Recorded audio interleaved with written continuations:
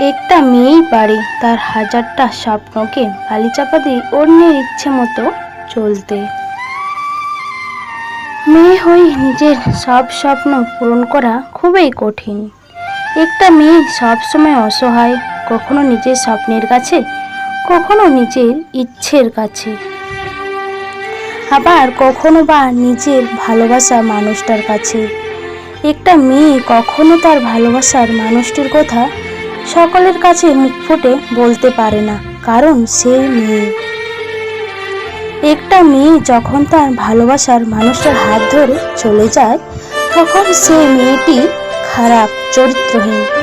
আবার যখন পরিবারের সম্মানের কথা ভেবে পরিবারের ইচ্ছেই বিয়ে করে, তখন তার ভালোবাসার মানুষের কাছ থেকে শুনতে হয় হাজারো কথা।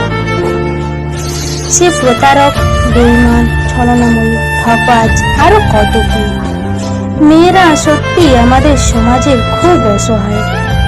একটা মেয়ে নীরব, চোখের জল কেউ দেখতে পায় না।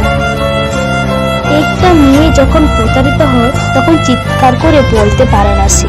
একটা মেয়ের সাজানো স্বপ্নটা যখন কাচের মতো ভেঙে যায়, তখন সে নীরবতা চোখের জল ফেলে, কিন্তু তা কেউ জানে না।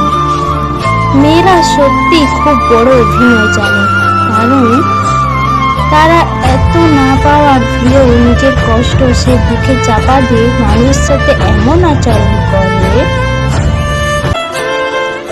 যেন সে খুব খুশি।